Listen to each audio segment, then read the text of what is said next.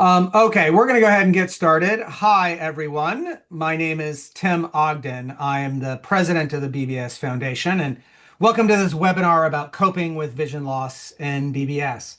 A few things that I want to mention before we get started.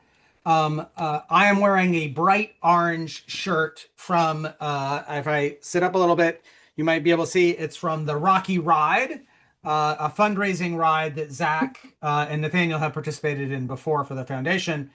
I mention that because we are in the midst of what we call the 100K challenge for the BBS Foundation. It's a way to raise funds for the foundation, and funds that we raise for the foundation support things, not only cribs, but webinars like this and other resources that we develop for the community. Particularly important right now is that an anonymous donor has committed to match up to $50,000 of donations that we get in these few weeks at the end of the year. So if you or anybody you know has not yet donated to the BBS Foundation here at the end of the year, please do so. That money will be doubled and allow us to do even more programming to support the community, support more research, support more resources. You can do that at the 100K Challenge website, which I'll put in the chat a little bit later, or directly on the BBS Foundation website, bardaybeetle.org. Secondly, this is the first in what we hope is a series of webinars to hear a little bit more about things from members of the BBS community. One we're planning for in the early part of 2026 is one on transition for people who are not fully independent and making sure that parents have put all of the structures in place for care of people who are not fully independent. So keep an eye out for that one. If that's something of interest to you, we'll be hearing from other parents and from lawyers and financial planners to help manage and guide that process. But if there's a topic that you'd really like to hear from other people with BBS, other families with BBS, please do. You can note that on the Facebook page. You can send that to me directly, timothy.ogden@bardaybeetle.org. We are really interested in hearing what questions and topics you'd like us to cover. You may have heard as we kicked off that this webinar is being recorded, and there will be a recording and a transcript of this webinar available on the foundation site in the coming weeks so that you can come back to it if you want or share it with anybody else. So why are we doing this particular webinar about coping with vision loss? The why is this is a question that we get fairly frequently showing up either directly or in Facebook groups. People who parents, particularly who are relatively recently diagnosed, who say, what do I do about the possibility of my child losing vision? What should I tell them? What steps should I take? And, those questions get answered, but it occurred to me, the best way to answer that question is not for other parents to tell you what they did. It's to hear from the people who have lived it, what their experience was and what advice they would give having lived through it. So I'm going to kick that off just by telling you the advice that I got, that I tried to implement talking to Nathaniel. And then later you'll get to hear whether Nathaniel actually thought that worked well or not, or he would think I should have done something else. But the advice I got, and for context, we knew that Nathaniel had BBS even before he was born, knew that we were on this trajectory, and started getting services very, very early because of that. But what we heard from the teachers of the visually impaired and others involved was it's not helpful for a child to talk to them about something that's going to happen farther in the future than they've been alive. Focus on what the issues are for them now and how you're doing work to help them cope with the reality of what they have now. So don't talk about you're losing sight, but talk about you have trouble seeing in the dark. So we need to make sure that you have your cane handy and you know how to use it in low light situations. You have trouble sometimes reading print. So we need to make sure that you know how to use a screen reader. You know how to read Braille. So in case you can't read something in print, you have another option. And so that's what we tried to do with Nathaniel, that you'll be able to hear how that went, what that experience was like for him.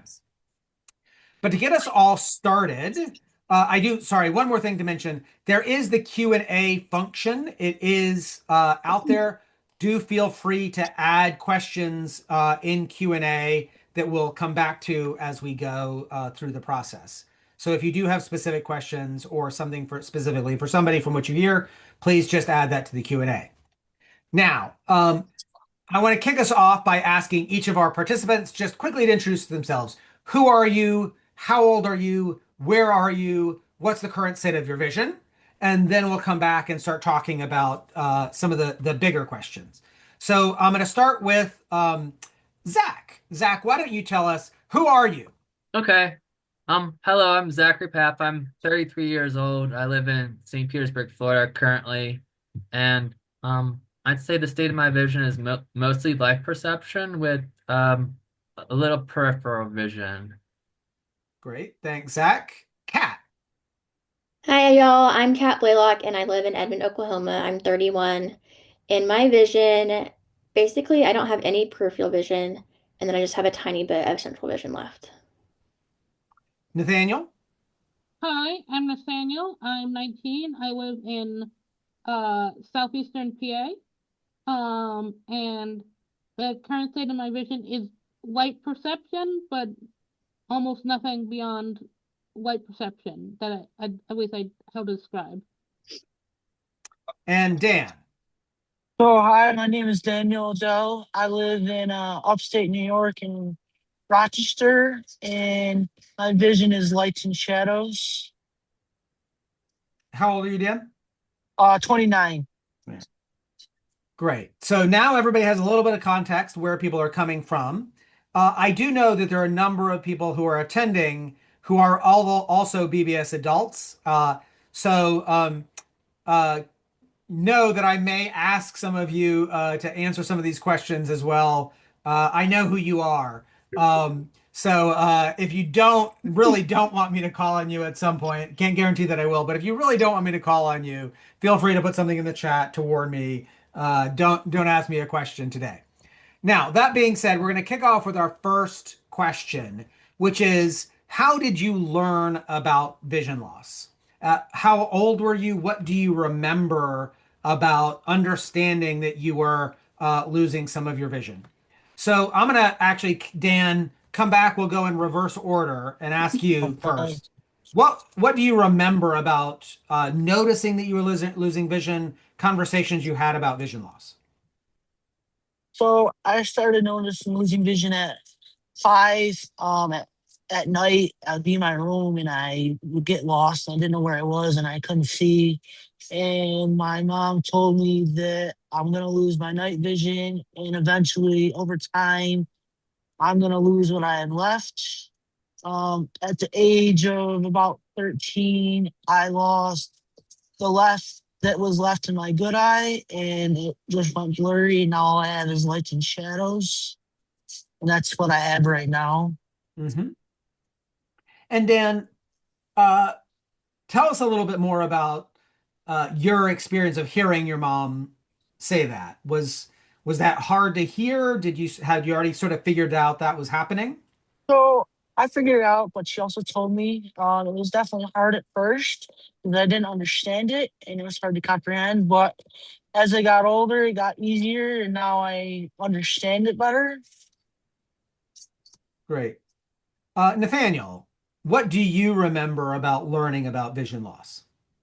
Oh, I don't remember a lot. I think I probably it wasn't super noticeable about my vision loss until I was probably like 10. I don't know, late elementary school. Um, when I fell down the flight of stairs and then needed my cane. Hmm. Um, but I was always in the I was I never really I was very much in the I'm just dealing with what I have currently. I don't think I it wasn't until when I was like 13 and that cliff happened when I basically all of my most of all my good vision had left by the time I realized, oh, I'm blind now. But I'd not really been told. Or at least maybe I've been told, but this was but this kind of was in denial about it. So you don't remember any specific conversations I had with you about what was happening? I have no memory. Okay. This is important, right? As parents, we all think, how are people going to react? And it is important to also hear that sometimes, like even if you have those conversations, uh, they just sort of slip by you and you're sort of dealing with the day to day. Kat, what do you remember about noticing vision loss and conversations that you had about vision loss? So I don't remember any specific conversations, but what I do remember is when I was 5, my sister, my mom, and I actually were at Disney on Ice, and that's like the first time um it really clicked like with my parents that I couldn't see in the dark because I was basically screaming when the lights went out.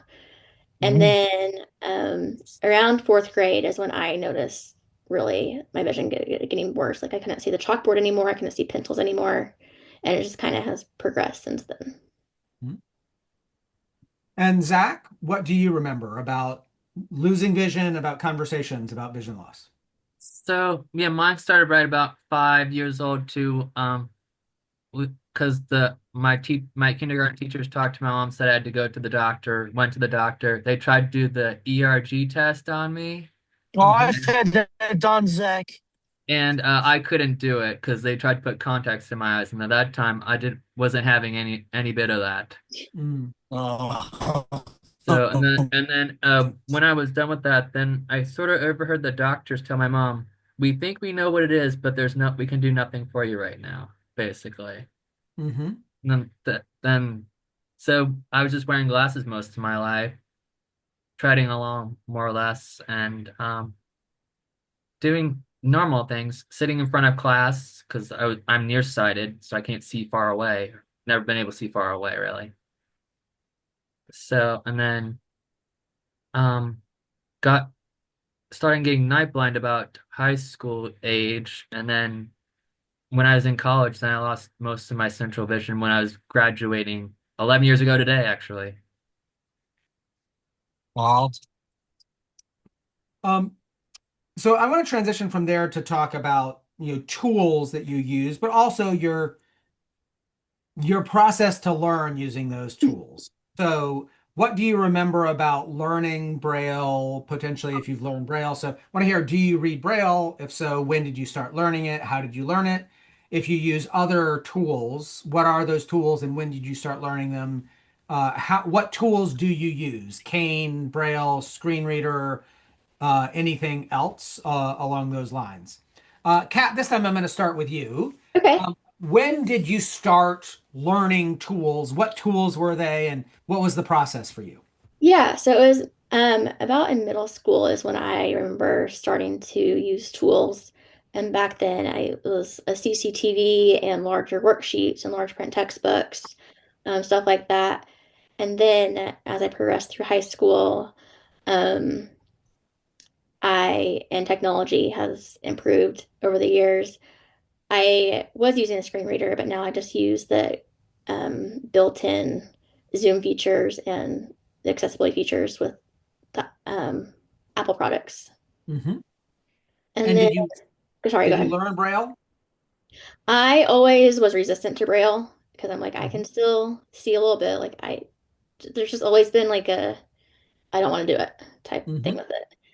Um, I do use a cane. That was a challenge to get me to use a cane. Is years of trying to accept it, and finally in 2013 is when no, 2019, sorry, is when I started using a cane. And it was really empowering because it gave me a lot of independence. And who taught you to use a cane? A visual specialist with the Department of, I forget what they're called, rehab or whatever. And that was through the school? So that was through, I actually was in an intensive treatment program for my OCD Hmm. in 2019, and one of their requirements was I had to be able to use a cane and navigate independently to be able to do their program, Hmm. which I really needed. And so I worked with a visual specialist that they hired in. Got it. Um, and Kat, I know that you went to the Oklahoma State University. Yes. How did you learn to navigate? That's a big place. How Yes, it did you is. learn to navigate a place like OSU? So it was difficult. I did work with a visual specialist in that summer prior to me going to college in 2013. And we would walk the campus, learn, okay, here's the dorm room, and we would just like walk the path multiple times and learned where my classrooms were. Um, and then I basically knew like how to get like three places. I knew how to get to the basketball stadium, the basketball arena, the football stadium, and the classroom building. Hmm.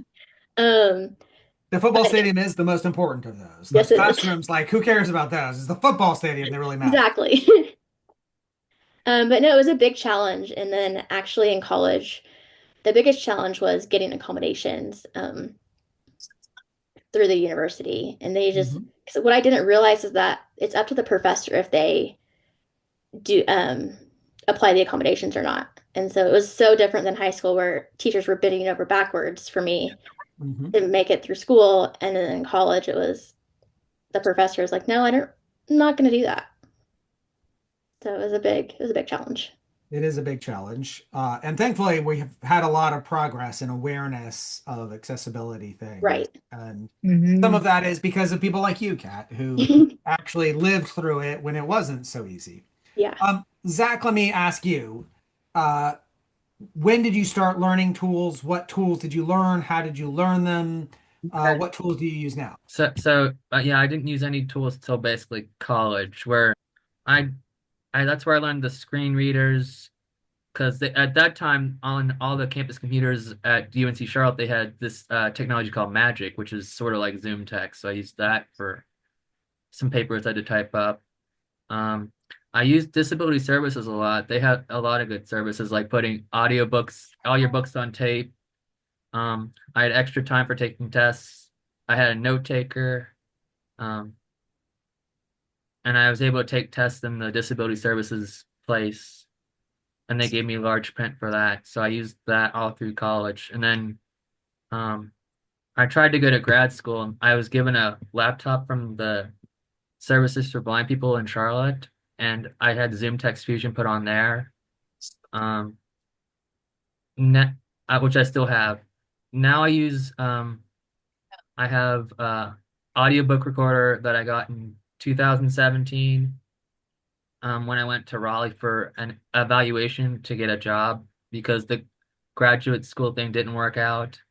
Um, I also have handicap stickers because I need those for riding in cars, obviously. Um, I use my cane, which I learned in 2017 through my O&M person that I had in Charlotte with Services for the Blind. They came out to my house and were able to walk through the streets of Charlotte. Um, Also, that same O&M person can helped me navigate the University of Charlotte by walking through campus and making sure I know which building was which, about where all my classes were and whatnot. Um, Now I have an iPhone that I use. I also have the Meta glasses that I use that have been extra helpful asking things. Um, Great. yeah. Uh, Zach, I want to come back and talk about the Meta glasses too. There was a recent question on Facebook about that. Nathaniel also Yeah. just recently got a pair. And so I want to talk about that specifically a little bit later. Okay. Okay. Dan, can I turn to you and ask about what tools you used and how you learned to use them? Yeah. Go ahead. So, um, so I started learning about them when I was about 5 years old, Braille and O&M, so middle school, and then I went to school for the blind and kept learning it there. And I also learned about JAWS. And then when I got graduated from there, I did a program in Portland, Maine for about 5 months and used it there. And then when I'm at work, I use MVDA. It's a screen reader program that's free. And then I use VoiceOver on my phone and an iPad, and I use the Meta glasses too. I don't Oh, you, we lost Dan a little bit know there. much about it. Oh, there you are. Okay. Yeah, I cut out for a second. Yeah. So yes, we'll definitely talk about the meta glasses in a little bit. Well, also I want to come back to school for the blind, because that is also a question that people often have, and it's a Hmm. something that's changed a lot in the world. 30, 40 years ago, everybody who was visually impaired got sent to school for the blind because there wasn't this idea that you should have any accessibility services or tools in school. And that's changed. And so in some places now, they really don't want people to go to schools for the blind. In other places, they still do. In other places, it's totally optional. So do want to come back to the school for the blind question. But Nathaniel, I want to wrap up with you here on this question. What tools do you use? When did you start learning them? How did you learn them? What tools do you use now? Nathaniel, why don't you try to hang up and connect again? And then in the meantime, um, let's talk about Meta Glasses a little bit because that is a new tool. Um, Okay. Zach, would you describe the Meta Glasses for people who may not who be Okay. familiar with them and Sure. what how you use them now? So they're there could be like they're like Ray-Ban glasses, but you can also get prescription in them, so you can test them out at Lens Crafters or Best Buy. Um, they have voice activation features along with speakers on the ears and the bridge of the nose. And there's also a camera that you can take pictures and video on as well. And also the volume is on the front on the right side of the frames where it hooks around your ear. You can go up and down with volume. So it can do lots of things like make calls and do text messages and play music. And it connects to your phone through Bluetooth control. It also has Be My Eyes on it. So if you need help with something, there's a volunteer always standing by. You just have to say, "Hey Meta, be my eyes," or whatever. So well, if anything with the glasses, you have to say, "Hey Meta," and then wait for a second, then say what you want to say. Hmm? Can you hear me? We can hear you again, Nathaniel. Okay. Now Great. we can. Okay. Okay. Now going back to I in elementary school, I started learning Braille and touch typing from my teacher visually impaired, and then I had another specialist that taught me cane skills. And I learned that through and then it was that same things, and then in 2020, late 2019, 2020, once a lot of my vision had gone and I couldn't and I needed to use other things, I learned how to use a screen reader and uh a freshable braille display um so I could do braille more easily from the same person who had taught from the same not the same person but same type of person. Mhm. And Nathaniel, what do you find useful now between printed braille, the refreshable braille screen reader? What do you Um use and what do you use it for? I mainly use the screen reader, so started with learning JAWS, but then switched over to NVDA, like Dan, I think Dan Hmm. uses Yes. Yep. um on my computer, and that's what I mainly use for almost all my things. I also have VoiceOver on my phone that I also use for a good portion of things, although I've don't enjoy the experience, so I don't use it that much. I do use also a refreshable braille display for mainly math. I mainly use it for math just because I find it significantly harder to get do math and understand math from a audio from an audio Hmm. feed. Hmm. Um, and then I had printed braille, although I don't anymore because it's unless you're in a place where they really like getting to you, it's kind of hard to get, and it also takes up a gigantic amount of space. Yes. Printed braille does take up a lot of space. So, thanks, Nathaniel, for catching up, and Zach, thanks for some of that. We might come back to this. I want to remind everybody to in chat or in the Q&A ask any questions that you have based on what you heard, anything that you'd like to hear a little bit more about. Um, Um, so I do want to come back to the what advice would you give parents as a key thing before we sort of go deeper into some other questions. Um, having lived through this process of losing most of your vision, and now where you are and the tools and the skills that you have, imagine you're talking to a parent of a child who's maybe 2 or 3 years old, hasn't really experienced any vision loss yet, but are aware that night blindness or loss of night vision, peripheral vision is coming, and ultimately some possible. What advice would you give those parents about what they should do, what they should tell their children, uh, that sort of question? Kat, I'm going to ask you to go first. Okay. So I'd say the biggest thing is just to support your child and be there. Uh, Zach, I'm going to turn to you while we're waiting Okay. for Kat to connect again. Okay. Um, well, I first say advocacy is a big thing, whether you're advocating for yourself, a family member, or having a group of people around you to do help you along the way. And sometimes your child may not do the things that the way you want to do, but you need to find their own way to do some things, especially with vision loss. And to don't give up, don't ever give up.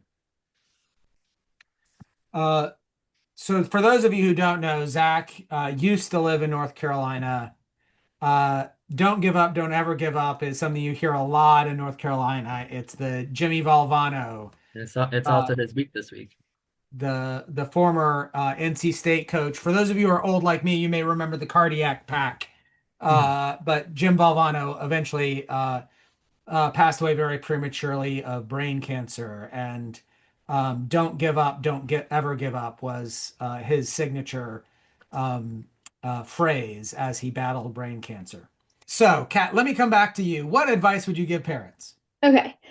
I think the biggest thing is just to be supportive of your child and just be there for them emotionally because they're going to have hard days and um, they're not going to like want to do stuff. But what I have found most helpful is to just like realizing that BBS doesn't define the child and that they can still live a fulfilling life and just like find purpose, even though they may not be able to see, they can still do what everybody else can. And Nathaniel, what advice would you get? Okay, here's your chance. You almost never get a chance to tell your dad you did it wrong. You should have done this instead. So here you go, Nathaniel. And I Um, can't get angry at you because we're in public. no. What I would say uh is I guess it's on the one thing, um, please make sure that your kid is getting the services early because you don't know when you're going because um they you never know when it's going to be BBS the BBS is spectrum.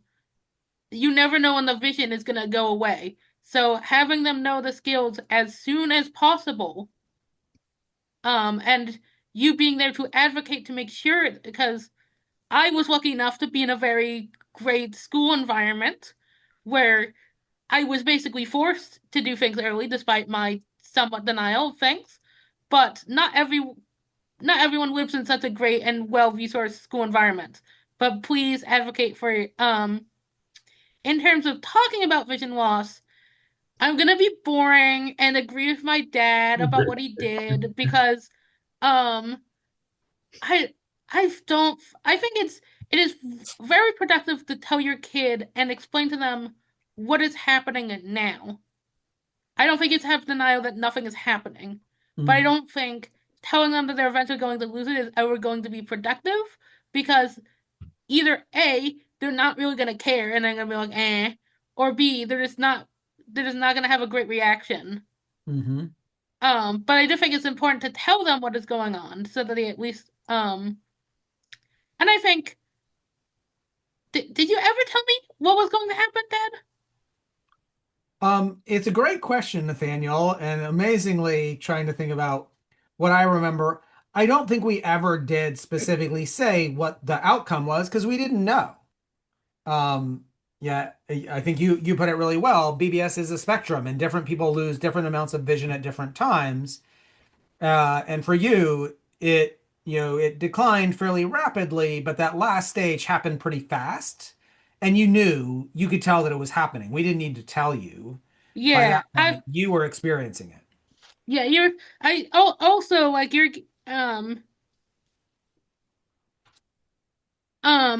your kid is going to know yes, once I've it seems to me that often there's especially the last lucid vision happens basically at one point. Mhm. But I do think it's important to maybe tell them that it will progress, but I don't think you need to tell them that it's going to progress into being blind because you don't know and you don't know. But I do think it is important to tell your kid what is going on in some way that they can understand it. So one of the questions that we got in the Q&A was about guide dogs.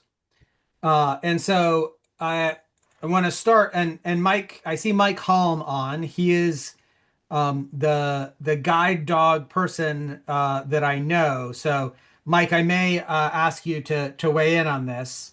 Um, uh, had you guys ever considered? I don't think any of you are using a guide dog. No. Have you thought about it? Had you considered? No. Why did you decide not to? Dan? So I've definitely thought about it. With my job right now, not right now, maybe in the future. It's very expensive and it's a big responsibility. And maybe someday in the future, but just not now. I mean, and the other thing is there's a lot of stuff going around that people are getting a lot of the fake vests and putting them on dogs, and it's making it harder for people who have guide dogs to actually use them and Mm, take them in Ubers and lifts. And hmm. because of that, it's making it harder for us people who are blind that need the dog. So that's the other part of the reason why I haven't gotten one either. I will say that one of the few things that make me angrier than seeing a person who has an obviously fake guide dog vest on their dog in the airport or some other place for exactly this reason, Dan. I don't get angry about a lot of things, but people who abuse that system Mm-hmm. certainly make me very angry. Zach, did you ever consider getting a guide dog, and why did Uh, you decide? no, for this sort of the same reason Daniel Odell was talking about. It's kind of hard and very lots of responsibility, and you have to travel to the place to get set with a dog and then be there for a couple weeks and so not right now. Maybe later. I don't know. Yep. Kat, did you ever think about a guide dog? I have thought about it, but with my OCD and just like having a lot of contamination fears and anxiety, it Hmm. wasn't easy not doing it right now. Yep. Nathaniel? I'd say similar reasons. I'm not an animal person in general. Like I like animals, but I've never been that I into really them. hope Min the cat didn't hear you just say that, Danielle.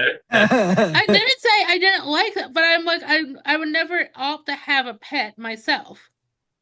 Yeah. I love experiencing other people's pets, but I would but also the same reasons of there's a lot of issues with guide dogs that doesn't don't especially when you get into the competing access needs, people get a lot of iffy about them, especially other people who may have allergies around dogs. Uh, as I think Dan was alluding to, Uber and Lyft are very bad with guide dogs.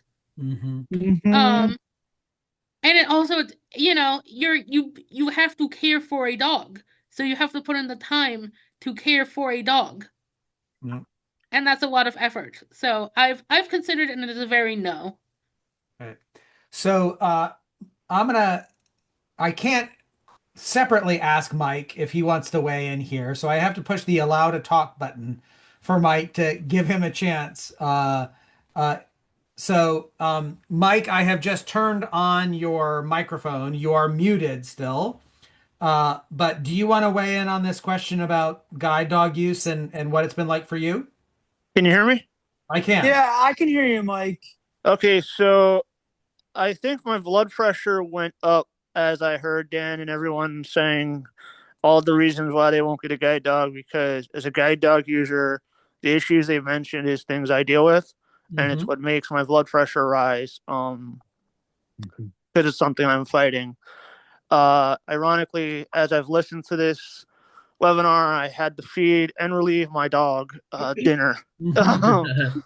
But it is a big decision. It's not something to consider lightly.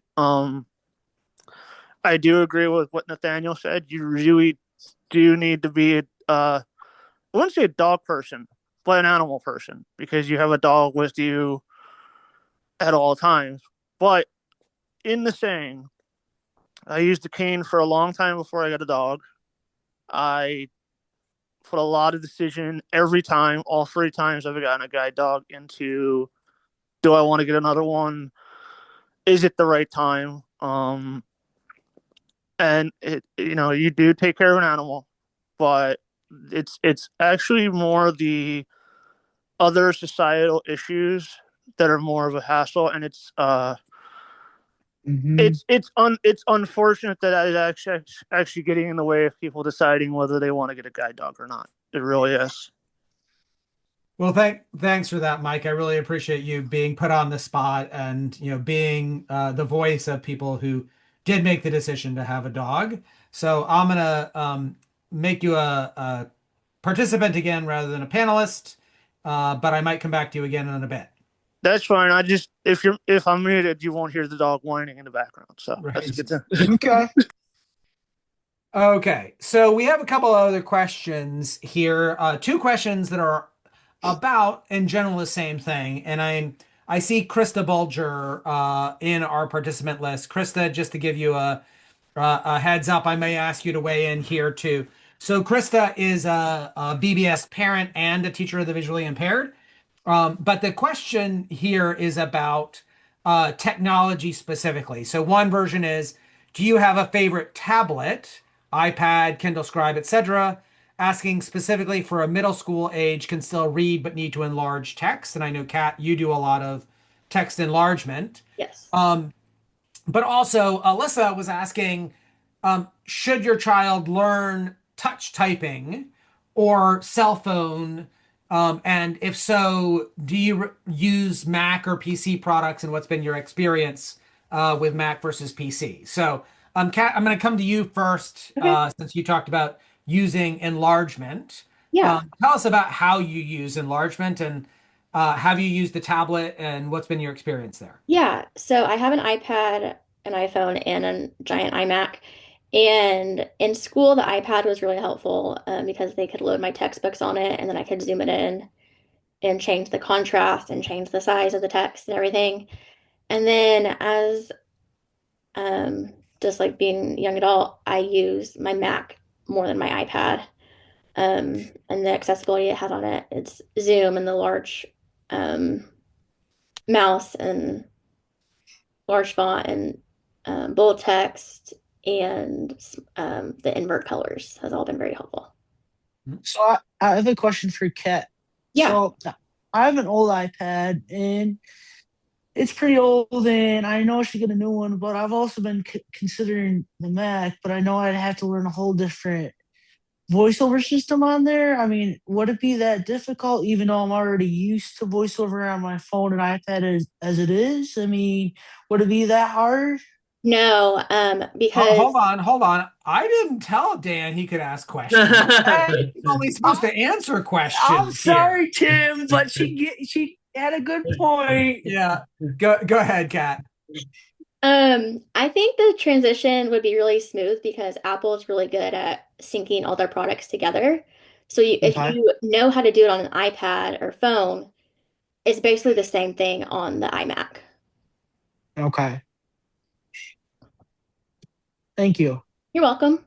And um, Nathaniel, want to turn to you here on the Mac versus PC. You did use a tablet for a while in the past. I'm Uh, you have if an you iPad that I think is sitting here at home, and you don't use at home. So um tell us a little bit about I'm not also using a going to tablet. answer the touch typing question Yeah, because I was great. connected. Oh my goodness. Yes, yes, yes, yes, yes. You should be learning touch typing. Okay. He's a Um, at least for me, because so I used a Mac a little bit, but I was long before I lost my vision. Um, so I can't really speak on any of the Apple side. I personally find the Apple ecosystem to be really annoying and hard to use. Not from an accessibility standpoint. I think the accessibility of Apple is actually great. It's just that I just find the way that they make their things infuriating. I have to confess, Nathaniel inherited my anti-Apple bias, which I inherited from my father. My father taught himself BASIC and how to build PC computers back in about 1984. And so I have always been pretty anti-Apple, and Nathaniel probably gathered a little bit of that from me. That being said, Nathaniel, you use an iPhone, right? I use an iPhone, but that's because it's significantly more accessible than the Android. Oh, definitely. For people who are blind. For people who are blind, it is light years ahead of Android. It is light years ahead. Mhm. It's both the system and there's a number of they're slowly getting Android, but a lot of the like really integral accessibility apps are mainly slash only on iOS. Mhm. Um, Krista started answering in the chat, so I'm going to actually turn on her microphone or invite her to actually respond Hello. live. Hi, Krista. I meant to actually send that to everyone. I realized after I was only sending it to you. Go ahead. So tell us your experience as a TVI and using these different technology platforms. Oh, I definitely would. I'm, just from experience with lots of different students of all different ages. I have this conversation with parents often. The Mac interface is, um, yes, I actually use it myself. I switch back and forth between a Mac and a PC, but Really? I highly recommend most of my students, either even as they progress through their school years and discovered for themselves, they end up with iPhones and they end up with PCs. Because the Mac voiceover is very different from the voice on the desktop or your laptop, very different than the voiceover that you're using on your screen because the MacBooks are not touch screen. You can use the trackpad to do some swiping gestures that way. But when it comes to employability and just business use, um, the PC is where you can use your NVDA or your JAWS or your Zoom text, although I will say Mac definitely does have a brilliant, just the screen, the specs on their display is just beautiful. But in keyboarding, I definitely agree with you, Nathaniel. Like just touch typing skills, I am putting my preschoolers on keyboards so they can explore that QWERTY keyboard and just I'm putting bump dots on the home row keys. They're just getting used to the verbiage that we're using and just simple key commands, teaching them that the mouse is not their friend, right? Yep. So. And it is a personal preference, right? I'm making these very broad recommendations, but they really seem to work for most people. And there are for example, WebAIM, that's web accessibility in mind. It's a website, webaim.org. They do a screen reader user survey. The one they do it every other year. They've done it for the last 10 years. And even the numbers on that, the respondents there from all around the world that are blind or have low vision show that most of them are using JAWS or NVDA. I'm looking at the responses from the last um, uh, what am I asking? The last survey, sorry. Mhm. JAWS and NVDA comprised about 1,200 of the respondents. VoiceOver was only 148, and most of these survey respondents use their PCs for work and use iPhones for their phone. So it is, I what I love most, I want to say, is the choices that are available for everyone today. It's Mhm. it's just an amazing time, and the innovation is just exploding. And I'm just so thankful for that for my sons, and all of us here. Thanks so much, Krista. I really Sure. appreciate sort of weighing in. Can I say Here one in more the thing about the meta glasses, just because we're oh, talking absolutely. about tech? What everybody loves the meta glasses. That they are there. They're getting used to it. If you're someone who does still wear corrective lenses, the the RX range for meta glasses is a -6 to a +4 in power. So there are some limits there. However, there are some other like third-party companies that are willing to, I'm sure it does something to the warranty, of course, but go outside of those boundaries. And I'm hoping that they do expand. I've actually already, made some requests and written into, about this importance of expanding that RX range for those that need it. Krista, send me a note. Nathaniel Oh, got his Ray-Ban Meta glasses recently because Connections actually met the person who's in charge of the whole program at Meta. oh, Um, and Wow, so that's we pretty cool. possibly have a pathway to make sure that your letters to the vast yes. thing that Facebook is actually get to the person who gets to make the decisions about this stuff. Wow. Okay. I love that, Tim. Thank you. So thanks, Krista, for No weighing problem. in. The sure. Okay, we have a little less than 10 minutes potentially left. Anybody else with questions, please go ahead and add those now. But I'm going to turn to our panelists here and just ask, is there anything else that you would want people to know about your experience with vision loss and coping with low vision that people that you would want people to know that we haven't talked about yet? So I'll give you 30 seconds to think about that since I didn't sort of prep you with that question. But anything that you would say, I wish people knew this about me and my life and my experience, what would that be? Nathaniel, I'm going to put you on the spot first. Okay.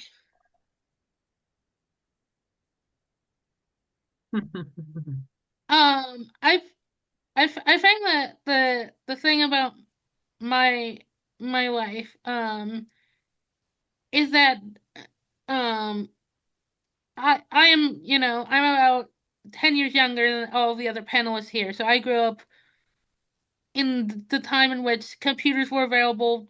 Everyone had computers. Everybody I knew had a phone from when they were like 10. Just to say, even from that, the innovation has grown exponentially over the past, especially the past few years. Um, and the amount of things that are out there for people blind and low vision, it keeps increasing. Um, I think the thing that I would say is that um no matter what your kid may grow up liking to do, there will be something out there for them to continue to do that unless it involves driving. And even unless it involves driving, um they'll be able to do it. Or if they can't already do it, there's probably someone developing, trying to figure out how to make someone who can't see able to do that. Thank you for that, Nathaniel. So yes, other than being an F1 driver, you can do anything visually impaired. Um, Uh, we did get one other question here, so I'm going to sidetrack quickly to say Sure. work experiences Ah, yes. for the folks here. What have been your work experiences so far? Dan, you mentioned work a little bit ago. Yeah, I can answer that. Go ahead. So, I worked at the Association for the Blind and Visually Impaired in Rochester, and before COVID, and they made shoes for people who were incarcerated. Cotton soap. We made sticky notes for 3M. They would cut in different sizes and different colors, and I had to package them. And then COVID came, which was not fun. And then I was unemployed for a year, which kind of sucked, but thankfully I have a job now and I work at Wegmans, the grocery store. I'm only on the East Coast. And I go out with somebody and we get the carts. And I used to be in maintenance, doing the garbage and cleaning the bathrooms for them. And I've been with them for about almost 5 years. So Great. Zach, Kat, Nathaniel? Okay. Who do you want to go next? Zach. Okay. So, um, job experiences. mm, I mean, I've had a few. Um, the my last job I just left because we moved to Florida. I was there for 7.5 years. It was a blind low vision place called Blind Services. We made stuff for the military like chin straps and hydration packs, where we'd run automated sewing machines, and the sighted people would show us how to do things, and we were able to do it and assemble them with our hands. Mm-hmm. So I was just doing that. But right now I'm not. I'm currently unemployed, but working with the lighthouse people here in Florida to find something. okay. Nathaniel? What? I thought this was the other people's question. Well, you can say right If now we I'm have in to answer, college. you have to answer, Nathaniel. Um, but yeah, so right now I'm just about to finish my first semester in college. I'm majoring in computer science.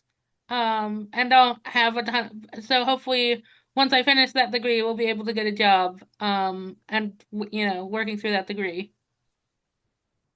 And Kat? So I've never really had a job. I've done lots of volunteer work, but no actual job. Um, Kat is currently interning with the BBS Foundation with an eye to becoming our social media manager for the foundation. And Wow. so that is an opportunity for me to just leap in and say the reason this webinar is in fact happening and not just Tim thinks we should probably do this and we never then actually schedule it or follow through or get everything happen is Kat.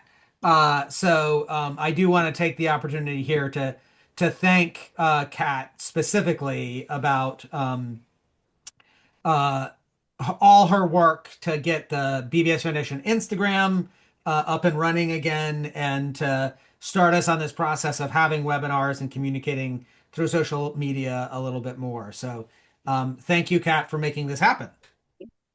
My pleasure. It's been fun. We're coming up to the top of the hour. And so what I'm going to do here is there was one other question about hobbies and things that you enjoy doing. I'm not going to ask you to answer that now, but we'll do that as a follow-up because we're going to have the transcript of this conversation. So I'm going to ask each of you to be thinking about one, what other thing do you want people to know about your life as an adult with BBS and learning to cope with and living with vision loss? And then we'll have a separate question about, what activities do you enjoy doing? I Okay. think people would really like to hear about that.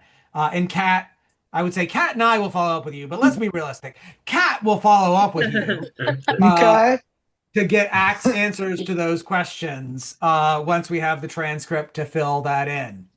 Okay. On that note, I'm going to wrap us up just with a reminder to everybody about the 100K challenge and our match for funding. The donations to the BBS Foundation is what enables us to do things like this, to find the people who know things about low vision, to fund different research and clinical care and centers of excellence, and for people like Kat to have a job running our social media. So if you haven't yet donated to the 100K challenge or the foundation, please take a look at bardabedal.org so that we can do that and we can maximize that match here at the end of the year.